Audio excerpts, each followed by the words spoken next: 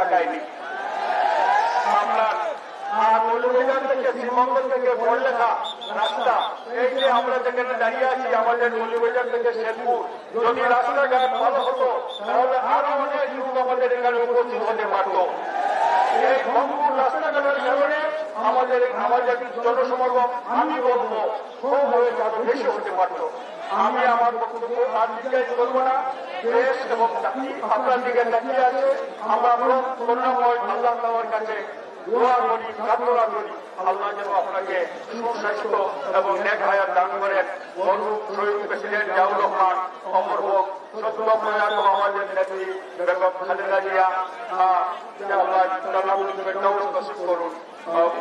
অমর হোক জনাব তারেক রহমান জিন্দাবাদ। আসসালামু আলাইকুম। সম্মানিত সমাবেশ, শোনার জন্য অতি অপেক্ষা করছেন, বক্তব্য শোনার জন্য অনুরোধ করছি মাটির নেতা, মানুষের নেতা, মানচিত্রের নেতা, বিএনপির সম্মানিত চেয়ারম্যান জনাব তারেক রহমান।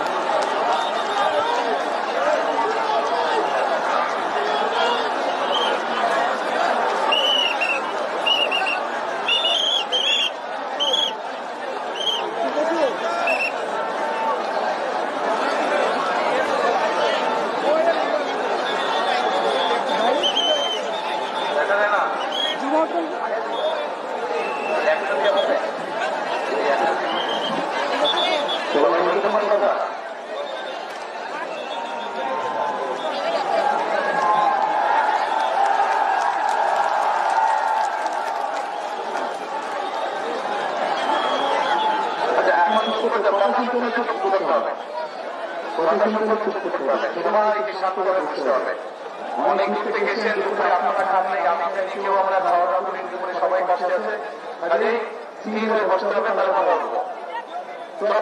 একদম বসতে হবে, চুপ করে বসতে হবে, চুপ করে শান্ত হয়ে বসতে হবে।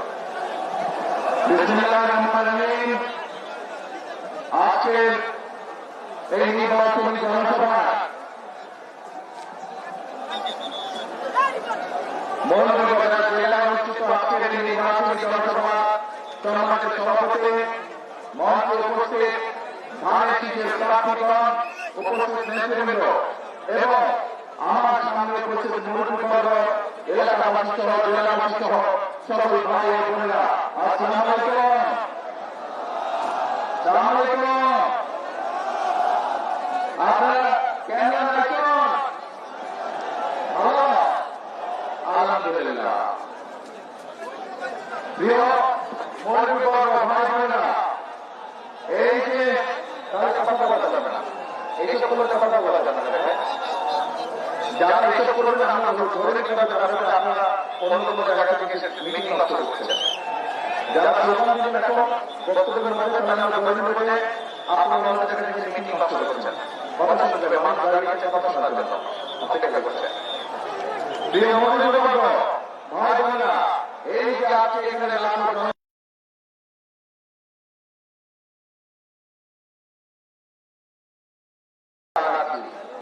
কি পরিস্থিতিতে আমরা এই জায়গায় এসে দাঁড়িয়েছি আপনারা দেখেছেন। আপনারা জানেন কেন আপনাদের সামনে দেখেছি কি গত 15-16 বছর ধরে আমরা দেখেছি নির্বাচনের নামে নির্বাচনের নামে কতগুলো তামাশা হয়েছে। একবার আমিরাতে নির্বাচন হয়েছে, একবার নিশিরাতের নির্বাচন হয়েছে, আর একবার রহমতপুরের নির্বাচন হয়েছে। একটির পর একটি সভাপতি নির্বাচন হয়েছে, অর্থাৎ জনগণকে ভোট দিতে দেয় নাই। আপনারা গত 15 বছর ভোট দিতে পেরেছেন? ভোট দিতে পারেন না। প্রিয় ভাই বোনেরা, এই যে 2024 সালে যে 5ই আগস্ট এই দেশ থেকে যারা পালিয়ে গিয়েছে, একটা দল এই দেশ থেকে পালিয়ে গেছে না, এরা গত 15-16 বছর বাংলাদেশের মানুষের ভোটের অধিকারকে কেড়ে নিয়েছিল, মানুষকে ভোট দিতে দেয় নাই। এরা বাংলাদেশের মানুষের কথা বলার অধিকার কেড়ে নিয়েছিল, কথা বলতে প্রতিবাদ করতো অন্যায়, তাদের অন্যায় তাদের প্রতিবাদ করলে হয় তাকে গুম করতো, না তাকে গাড়ি মামলা দিত, না তাকে মিথ্যা মামলা দিত, তা নাহলে তাকে ধরে নিয়ে যেত, হত্যা করতো। এরকম সারা বাংলাদেশে হাজার হাজার শত ঘটনা ঘটেছে না? ঘটেছে। এখন প্রিয় ভাই বোনেরা, শুধু যে তারা মানুষের বাক স্বাধীনতা নিয়ে হরণ করেছে তা নয়, শুধু যে মানুষের ভোট চিন্তায় রাজনীতি করেছে, ভোট ডাকাতি করেছে, শুধু তাই নয়, তারা এই বাংলাদেশের মানুষের অর্থ সম্পদ টাকা পয়সা সব উৎপাদ করে বিদেশে পাচার করে দিয়েছে। এবং এই কারণে আপনারা দেখেছেন, এই যে এখানে বক্তারা বললেন যে গত 15 বছর এই এলাকার না কোনো মেডিকেল কলেজ হয়েছে, না কোনো হাসপাতাল হয়েছে, না কোনো রাস্তাঘাটের অবস্থা ভালো হয়েছে। হয় না। দেশের খালেদা জিয়ার সময় 2001 থেকে 2006 সাল পর্যন্ত আমরা অনেকগুলো সাইবার মাথায় অনেকগুলো প্রকল্প করে নিয়েছিলেন এই এলাকার উন্নয়নের জন্য। কিন্তু 2008 সালে সেই ষড়যন্ত্র নির্বাচনের মাধ্যমে ওই স্বৈরাচার ক্ষমতা দখল করল, সব বন্ধ হয়ে গেল এলাকার মানুষের উন্নয়নের জন্য। এবং যেহেতু দেশে সত্যিকার ভাবে কোনো ভোটের ব্যবস্থা ছিল না, যেহেতু মানুষের কথা বলার অধিকার ছিল না, সেই জন্য মানুষের দুঃখ কষ্টগুলো মানুষ গিয়ে কাউকে বলবে, এলাকার সমস্যার কথা গিয়ে মানুষ কাউকে বলবে, সেই মানুষই ছিল না। আমরা তখন কি দেখেছি? আমাদের সেই সংসদ ভবনে কি দেখেছি? গান হচ্ছে, প্রশংসা হচ্ছে, এমন সব কাজ হচ্ছে যা দেশের মানুষের কাম্য নয়।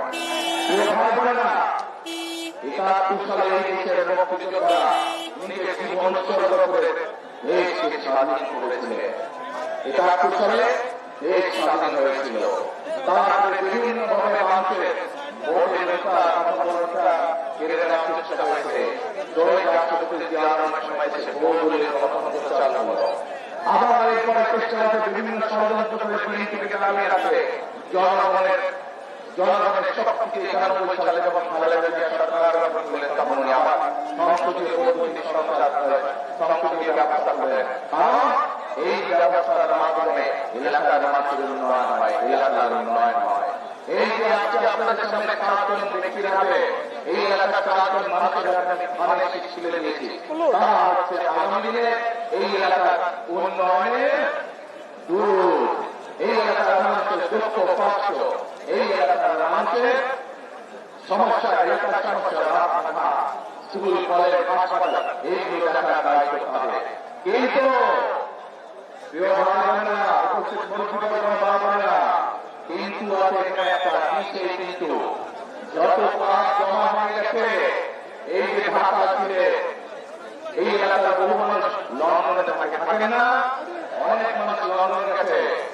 ঢাকা থেকে আসতে দিনে যাচ্ছে লাগে 8-10 ঘন্টা সময়, লন্ডনে যেতে ভালো সময় লাগে না। এই হচ্ছে বিগত স্বৈরাচার যারা আমাকে অধিকার করেছে তাদের উন্নয়নের নমুনা। আমি আসার সময় যে রাস্তায় জায়গায় ভাঙা আপনাদের এলাকার ভিতরে জেলার ভিতরে রাস্তাগুলো একই অবস্থা নাকি? একই অবস্থা। স্কুল কলেজগুলোর উপর একই অবস্থা নাকি? হাসপাতালগুলোর উপর একই অবস্থা নাকি?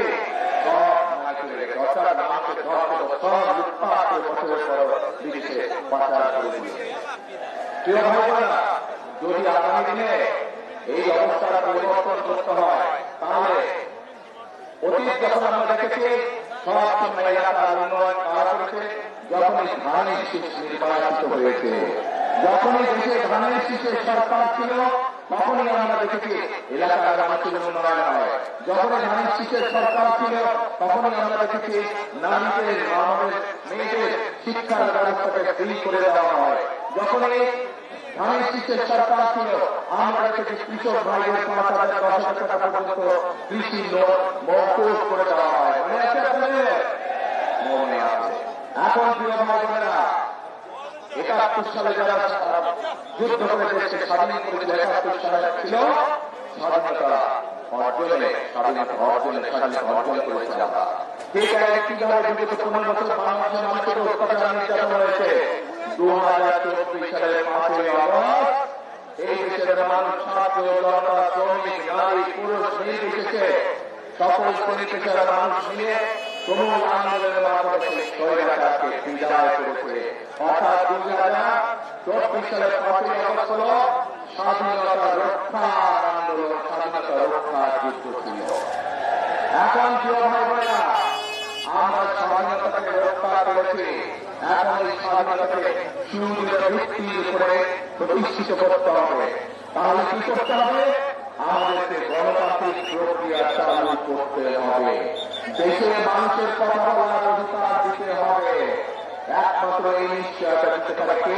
কোন দল? একমাত্র দিতে পারে। এখানে বহু মুরব্বী মানুষ উপস্থিত আছেন। মুরব্বীরা সাক্ষী। যখনই ধানের শীষ দেশ পরিচালনার দায়িত্ব ছিল, তখনই পৌরসভা ইলেকশন এবং ইউনিয়ন পরিষদ ইলেকশন আল্লাহ রহমতের মোটামুটি ঠিকঠাকভাবে ইলেকশন হয়েছে। তখনই যখন ধানের শীষ ক্ষমতায় ছিল, প্রত্যেকটা মানুষ মন খুলে কথা বলতে পেরেছে, সরকারের সমালোচনা করতে পেরেছে। যদি কোনো ভুল হয়ে থাকে সরকারকে বলতে হয়েছে। কোন মানুষ ঘুমের শিকার হয়নি, খুনের শিকার হয় নাই যখন ধানের শীষ দেশ পরিচালনার দায়িত্ব ছিল। প্রিয় ভাই বোনেরা, আজ বহু মানুষের আত্মত্যাগের বিনিময় আজ আমরা এই জায়গায় এসে দেরিকে দাঁড়িয়েছি। আমি মাঝে মাঝে একটি কথা বলি, টেক ব্যাক বাংলাদেশ। শুনেছেন কথাটা? এই কথাটার অর্থ কি? অর্থাৎ টেক ব্যাক বাংলাদেশ মানে যেই স্বৈরাচার বাংলাদেশকে চিন্তাই করে নিয়ে গেছিল, যেই স্বৈরাচার বাংলাদেশকে অন্য আরেকজনের হাতে দিয়ে দিয়েছিল। বুঝতেই পারছেন তাদের কথা বলছি? বুঝতে পারছেন? আমরা কি শুনেছি সেই সময়? এই দলের লোকেরা একটি দেশ থেকে এসে বলতো, আমরা বলে আসছি আমাদেরকে ক্ষমতায় রাখার জন্য। এই দেশের ক্ষমতার মালিক কে? ক্ষমতার মালিক জনগণ। এই যে আমার সামনে হাজার লক্ষ মানুষ দাঁড়িয়ে আছে, আপনারা হচ্ছে এই দেশের ক্ষমতার মালিক। তাদের এই ক্ষমতার মালিকের কাছে আমরা ক্ষমতা ফিরিয়ে দিতে চাই, কিন্তু অতীতে আমরা দেখেছি সেই ক্ষমতাকে দখল করা ছিল, অন্য দেশের হাতে নিয়ে যাওয়ার আমরা হয়েছিল। সেজন্য বলে টেক ব্যাক বাংলাদেশ, অর্থাৎ টেক ব্যাক বাংলাদেশের অর্ধেক পথ আমরা মাত্র অতিক্রম করতে পেরেছি। আমরা একটি জায়গায় এসে দাঁড়িয়েছি যেখানে আমরা গণতন্ত্রকে প্রতিষ্ঠিত করব। গণতন্ত্রকে যদি প্রতিষ্ঠিত করতে পারি, আমরা গণতন্ত্রকে যদি প্রতিষ্ঠিত করতে পারি ইনশাআল্লাহ, একই সাথে আমাদেরকে আরো কাজ করতে হবে। কি সেই কাজ? দেশের মানুষের অর্থনৈতিক সমস্যার সমাধান করতে হবে। এখানে হাজার লক্ষ বেকার যুবক সারা দেশে আছে না? তাদের কর্মসংস্থানের প্রয়োজন। আমরা আমাদের পরিকল্পনা গ্রহণ করেছি। আমি প্রায় 1 মাস আগে যখন বিদেশ থেকে ফিরে এসেছি, প্রায় 17 বছর পরে একটি কথা বলেছিলাম, মনে আছে আপনাদের? আই প্ল্যান বলেছিলাম।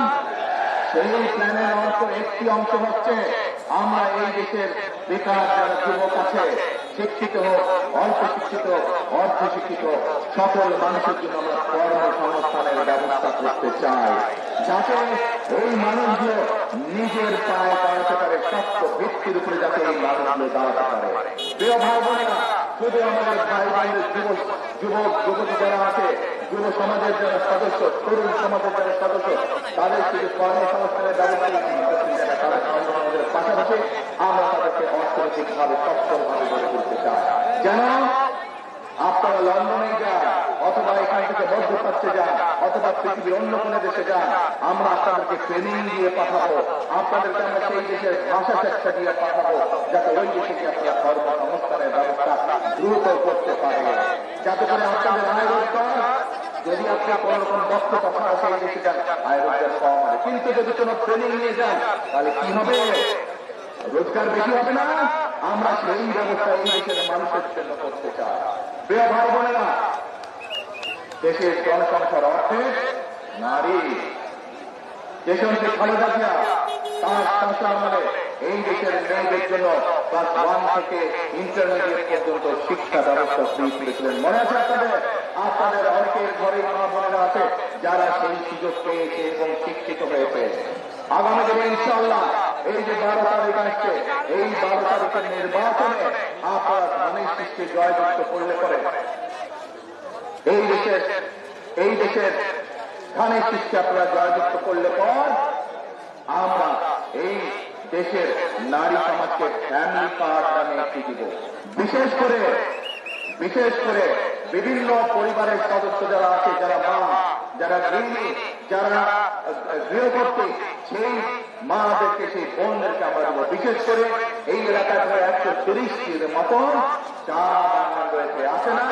এই চা বাগানের শ্রমিকরা, বিশেষ করে নারী শ্রমিক যারা, তারা অত্যন্ত কষ্টের মধ্যে দিনাপাত করতে হয়। তাদের যে আয় রোজগার হয় সেটি তাদের জন্য যথেষ্ট নয়। সেই সকল পরিবারকে, সেই সকল নারীদেরকে আমরা ফ্যামিলি কার্ড দিতে চাই এবং ফ্যামিলি কার্ডের মাধ্যমে তাদেরকে আমরা হয় খাদ্য সহায়তা দেব অথবা তাদেরকে আমরা নগদ সহায়তা দিব, যাতে করে তারা তাদের সংসার সুন্দরভাবে গড়ে তুলতে পারে, সুন্দরভাবে চালাতে পারে। প্রিয় ভাই বোনেরা, চা শ্রমিকরা যেমন পাবে, একইভাবে একজন দিনমজুর তার প্রিয় সেই ফ্যামিলি কার্ড পাবে। একজন শ্রমিক, একজন কৃষক ভাই তার প্রিয় এই ফ্যামিলি কার্ড পাবে। আমরা এইভাবে যে সকল নারীরা সরকারের সময় শিক্ষার সুযোগ পেয়েছে, সেই নারীদেরকে শিক্ষা হোক বা কোন নারী যদি শিক্ষিত হয় কিন্তু সেই নারীর যদি পরিবার থাকে, প্রত্যেকটি নারীকে ইনশাল্লাহ ঘরে ঘরে আমরা ফ্যামিলি কার্ড পৌঁছে দিব। প্রিয় ভাই বোনেরা, বাংলাদেশ কৃষি প্রধান দেশ। এই এলাকায় বহু কৃষক ভাই আছে না? এই কৃষক ভাইদের পাশেও আমরা এসে দাঁড়াতে চাই। যেমন ভাবে তরুণ বা যুব সমাজের সদস্যদের পাশে দাঁড়াতে চাই, তাদের কর্মসংস্থানের ব্যবস্থা করে তাদেরকে বিভিন্ন ট্রেনিং দিয়ে আমরা দাঁড়াতে চাই, একইভাবে আমরা কৃষক ভাইদের পাশে দাঁড়াতে চাই। কৃষক ভাইদের পাশে দাঁড়িয়ে কৃষক ভাইদেরকে আমরা, নারীদেরকে যেরকম আমরা ফ্যামিলি কার্ড দেব, কৃষক ভাইদেরকে আমরা কি কৃষক কার্ড দিতে চাই, যেই কার্ডের মাধ্যমে তারা ঋণ সহায়তা সহ, সার বীজের সহায়তা সহ বীমা সহায়তা পাবে, যাতে করে তার বিপদের সময় সরকার তার পাশে থাকতে পারে, যাতে করে এই দেশের সারা বাংলাদেশের কৃষকরা ধীরে ধীরে তাদের অর্থনৈতিক মেরুদণ্ড যাতে মজবুত হতে পারে, কৃষক যাতে নিজের পায়ে দাঁড়াতে পারে, সেই জন্য আমরা পরিকল্পনা গ্রহণ করেছি। কিন্তু প্রিয় ভাই বোনেরা, এই পরিকল্পনাগুলো বাস্তবায়ন করতে হলে কি করতে হবে? পরিকল্পনাগুলো একমাত্র তখনই বাস্তবায়ন করা সম্ভব হবে যখন আপনারা এই দেশের ধানের শীষের সরকার প্রতিষ্ঠিত করতে পারবেন। ধানের শীষের সরকার প্রতিষ্ঠিত হলে জনগণের জন্য কাজ করতে পারবে, জনগণের জন্য কাজ করবে, দেশের পরিবর্তন ঘটাবে। প্রিয় ভাই বোনেরা, আমরা আরেকটি পরিকল্পনা গ্রহণ করেছি। সেই পরিকল্পনা হচ্ছে আমরা যেমন কৃষকদের পাশে দাঁড়াতে চাইছি, আমরা যেমন আমাদের মা বোনদের পাশে দাঁড়াতে চাইছি, আমরা যেমন আমাদের তরুণ সমাজ, যুব সমাজের যারা বেকার তাদেরকে ট্রেনিং দেওয়ার মাধ্যমে, ভাষা শিক্ষা দেওয়ার মাধ্যমে যেমন তাদের কর্মসংস্থানের ব্যবস্থা করতে চাইছি, একইভাবে আরেক শ্রেণীর মানুষের পাশে আমরা দাঁড়াতে চাইছি। তারা আমাদেরই আপনজন, আমাদেরই নিকটজন। এই মানুষগুলো আমাদের দুঃখের সময় আমাদের সাথে থাকেন, সুখের সময় আমাদের সাথে থাকেন, জীবনের আমাদের সাথে থাকেন, মৃত্যুর সময় আমাদের সাথে থাকেন। অর্থাৎ আমাদের বিভিন্ন সারা দেশে যে মসজিদ আছে, মাদ্রাসা, সেখানকার খতিব সাহেবরা, সেখানকার ইমাম সাহেবরা, মহসিন সাহেবরা, আমরা এই মানুষগুলোর জন্য সরকারের পক্ষ থেকে একটি সম্মানের ব্যবস্থা করতে চাই, যেন মসজিদের ইমাম সাহেব, খতিব সাহেব, মহসিন সাহেবরা যেন সম্মানের সাথে এই সমাজে বসবাস করতে পারে। এখন প্রিয় ভাইরা, এই ভাইরা এই সব কাজ সফল করতে হয়, তাহলে এই যে এখানে 4 ব্যক্তির হাতে ধানের শীষ তুলে দিলাম, এই 4 ব্যক্তিকে কি করতে হবে? ভোট দিয়ে জয়যুক্ত করতে হবে। কিন্তু এখানে আরেকটি কথা আছে, কিন্তু কথা, পত্রপত্রিকা তো কম বেশি সবাই করেন না, ফেসবুক তো কম বেশি সবাই দেখেন না, এই ফেসবুকে দেখেন পত্রপত্রিকাও এসেছে একটি সংবাদ। কি সেই সংবাদ? মধ্যপ্রাচ্য সহ দেশের বিভিন্ন জায়গায় এনআইডি কার্ড নিয়ে, মোবাইল নাম্বার নিয়ে মা বোনদেরকে বিভ্রান্ত করছে একটি দল। দেখেছেন? একটি দল বিভিন্নভাবে বিভ্রান্ত করছে। আমরা দেখেছি গত 15 বছর, 16 বছর কি হয়েছে, জনগণের ভোট ডাকাতি হয়েছে। এখন এই দেশে এখন বর্তমানে আরেকটি রাজনৈতিক দল, তারা এই ষড়যন্ত্রে লিপ্ত হয়েছে।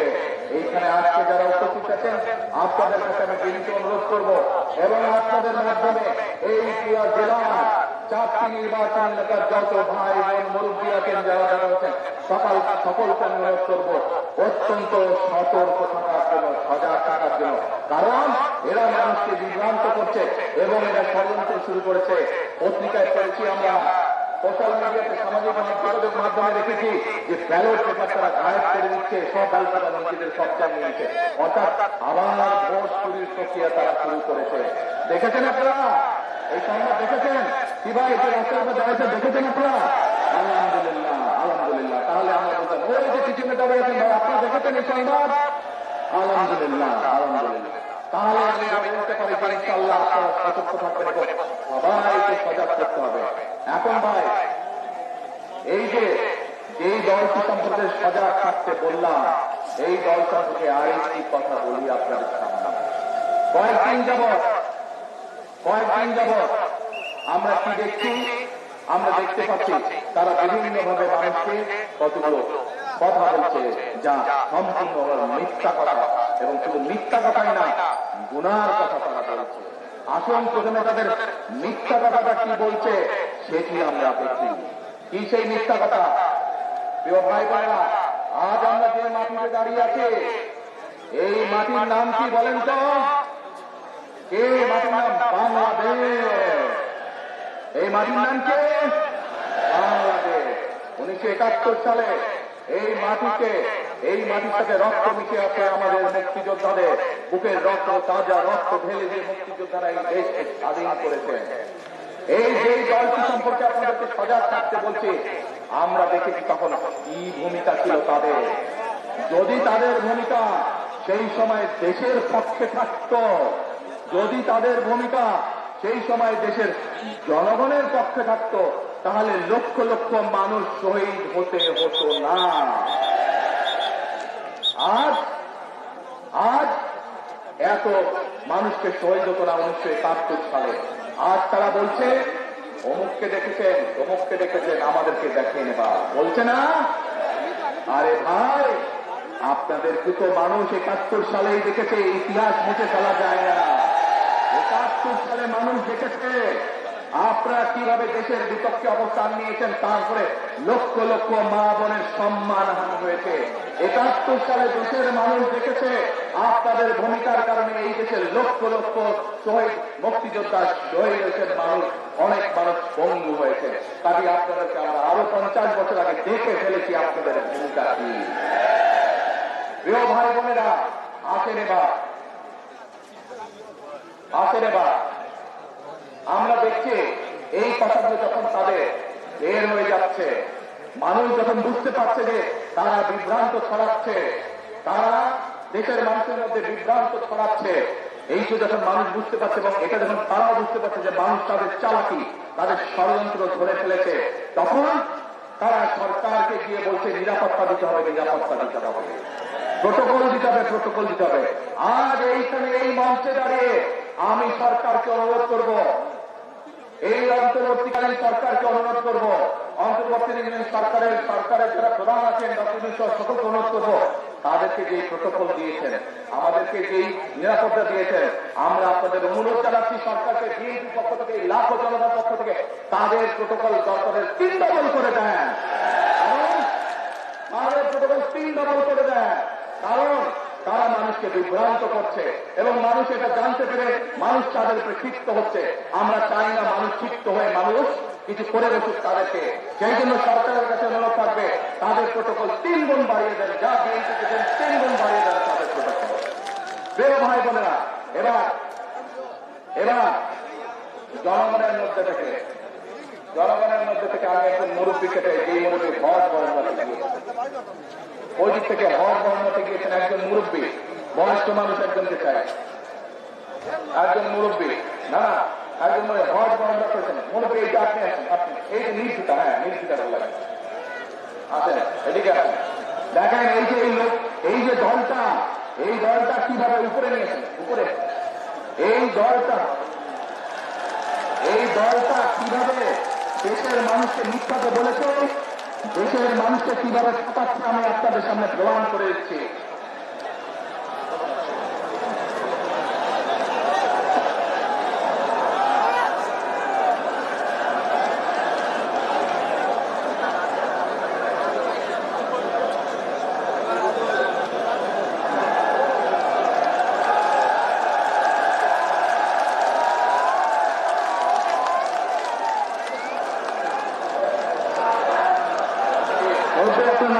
আপনাদের এলাকার মানুষ ছেলে এই এলাকার মানুষ ঠিক আছে বলতে আচ্ছা মূলত আপনার নাম কি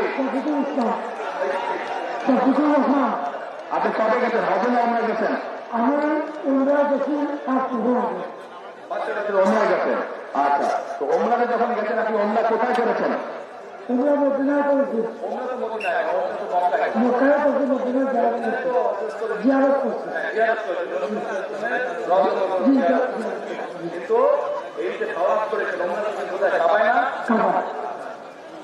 আপনারা সবাই শুনতে পাচ্ছেন আমার কথা এবার মন দিয়ে কান দিয়ে শুনবেন আমি ওনাকে একটা প্রশ্ন করবো দেখি উনি কি বলে আচ্ছা ওরূপে বলেন তো আমাকে এই যে কাবায় আপনি গেছেন আল্লাহর ঘর না ওটা ওটা আল্লাহর ঘর আচ্ছা ওটা মালিককে বলেন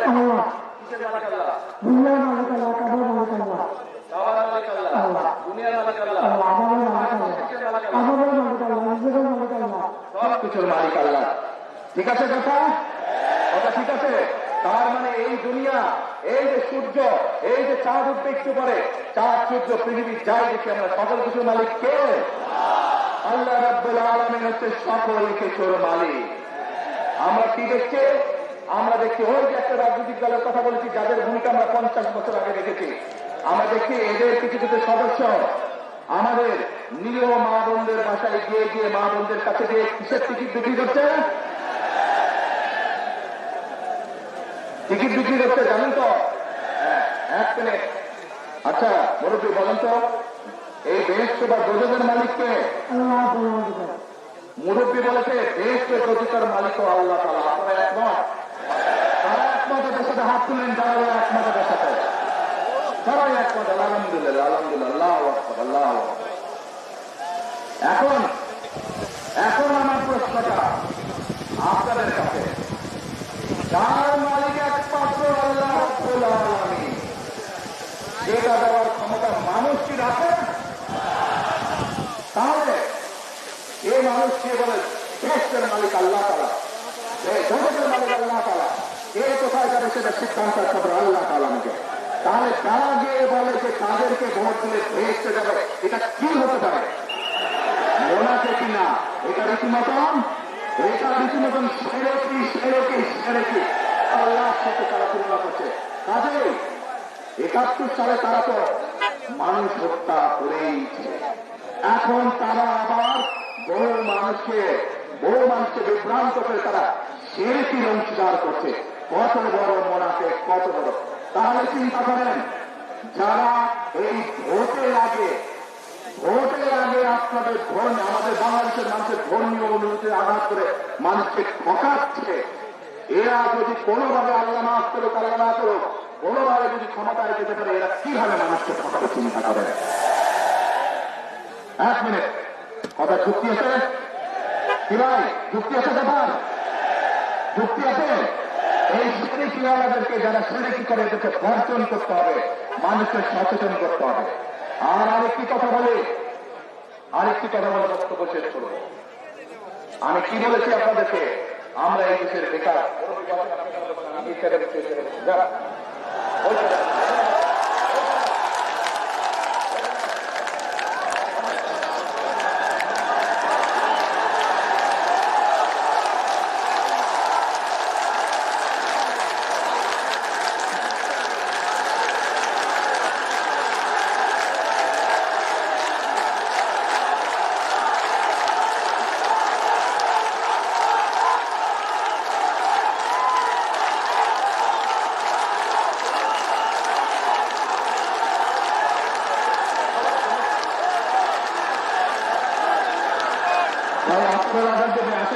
আমরা বক্তব্য শেষ করে আসরের আজান নিলে মাঝে যাবে বহু মানুষ বহু দূরে যেতে হবে প্রিয় ভাই বোনেরা তাহলে যারা ষড়যন্ত্র করছে যারা এই দেশের মানুষকে ঠকানোর চেষ্টা করছে যারা এই দেশের মানুষের ধর্মীয় অনুভূতিতে আঘাত করে সেরকম চেষ্টা করছে এদের সম্পর্কে আমাদেরকে সতর্ক থাকতে হবে সজাগ থাকতে হবে ঠিক বলেছে আলহামদুলিল্লাহ এখন প্রিয় ভাই বোনেরা বিএনপি বিশ্বাস করে এই যে লক্ষ জনতা এই সারা বাংলাদেশের কোটি কোটি যে জনতা এরাই হচ্ছে বিএনপির রাজনৈতিক শক্তির মূল উৎস মূল উৎস হচ্ছে বিএনপি বিশ্বাস করে আপনারা জনগণ হচ্ছে বিএনপির সকল রাজনৈতিক ক্ষমতার শক্তি উৎস। আমরা শহীদের সময় এখানে বহু মুরব্বী বসেছেন, শহীদের সময় দেখেছেন কিভাবে খাল খনন হয়েছে। আপনাদের এলাকায় হয়েছিল। আমরা সেই খাল খনন করতে চাই। কে কে চান খাল খনন করবো? সবাই চান খাল খনন করবো। খাল খনন করলে উপকার হবে এলাকায়, খাল খনন করলে এলাকার পুরা জেলার মানুষের উপকার হবে। আমরা যে ফ্যামিলি কার্ড বলেছে, এক মিনিট ভাই, এই যারা স্লোগান দেবো এখন বুঝবো যে অনুরোধ তোমরা যুক্ত আচ্ছা, এখন সেই জন্য চুপ করতে শান্ত হতে দেখা হয়েছে। এখন প্রিয় ভাই বোনেরা, খাল আপনারা কাটতে চান, আমরা আমাদের নদীগুলো, খালগুলোতে, ক্ষেতগুলোতে পানি রেখেছে খাল সকালে তুলে দেবেন। খাল কাটতে হলে ধানের শীষকে জয়যুক্ত করতে হবে। এবার আসেন, এই দিকটা বলেছি আমাদের গরিব চা বাগান শ্রমিক যে নারীরা আছে তাদেরকে আমরা ফ্যামিলি কার্ড দিতে চাই। এইটা কারা কারা এর সাথে একমত? শুধু যে চা বাগান শ্রমিকরা নারীরা পাবে তা না, অন্য নারীরাও পাবে এই ফ্যামিলি কার্ড। তারা একমত, তারা চান আমরা নারীদেরকে কাজের ব্যবস্থা করি। আলহামদুলিল্লাহ। এবার ভাই, এই যে তরুণ যুবকদের, যুব সমাজের তরুণ সদস্যদেরকে আমরা এই যে ট্রেনিং দিয়ে যে কর্মসংস্থানের ব্যবস্থা করতে চাই, এই পরিকল্পনা আমরা যারা বাস্তবায়ন করি, এইটা কারা কারা চান? কর্মসংস্থানের ব্যবস্থা, আলহামদুলিল্লাহ, এইটা। আচ্ছা, তারপরে এই যে বললাম, এই যে মহাজেন সাহেবদেরকে, প্রতিষ্ঠানদেরকে আমরা একটু সম্মানের ব্যবস্থা করি, এটার সাথে কারা কারা একমত? আলহামদুলিল্লাহ, আলহামদুলিল্লাহ। এবার যে বললাম যে আমরা কৃষকদেরকে কৃষি কার্ডের, তুমি তারা আসছে না, এই যে বললাম কৃষি কার্ডের ব্যবস্থা কৃষক ভাইদেরকে জন্য, যাতে করে তাদেরকে কৃষি ঋণ দিতে সুবিধা হয়, যাতে করে তারা বীমা সুবিধা পায়, তারা বীজ সারের সুবিধা পায়, এইটা যাতে আমরা করতে পারি, এই পরিকল্পনা সাথে তারা তারা একমত। আলহামদুলিল্লাহ। প্রিয় ভাই বোনেরা, এই কাজগুলো আমরা দেশের মানুষের জন্য করতে চাই, কিন্তু আমরা তখনই করতে পারবো যখন আপনারা ঐক্যবদ্ধভাবে সকলে আপনারা অনেক শিক্ষাকে জয়যুক্ত করবেন। ইনশাআল্লাহ তখনই আমরা করতে পারবো। সেই জন্যই আমি একটি কথা বলি, আমি করবো কাজ, করবো দেশ, সবার আগে বাংলাদেশ। আর আরেকটি গুরুত্বপূর্ণ কথা বলতে চাই, আমরা দেখেছি বিগত 15 বছর কিভাবে বাংলাদেশের দাসত্ব দিয়েছিল আরেকটি দেশের কাছে, দেখেছেন না? 71 সালে আমরা দেখেছি এই যে দলটা, রাজনৈতিক দলটা মানুষকে হেরিটি করাচ্ছে, মানুষকে মিথ্যা কথা বলছে, বিভ্রান্ত করছে, তাদেরকে আমরা দেখেছি অন্য আরেকটি দেশের সাথে দাসত্ব দিতে, দেখেছি না? সেই জন্যই আমি একটি কথা বলি, আমরা যারা এই দেশের মাটিতে বিশ্বাস করি, আমাদের যাদের ঠিকানা এই দেশের মাটি, আমাদের যাদের অস্তিত্ব এই দেশের মাটি, তাদের সবার জন্য, যারা আমরা নিজেদেরকে বাংলাদেশি বলি, তাদের সবার জন্য একটি কথা, কেন্দ্রে নয়, অন্য বলে দেশ,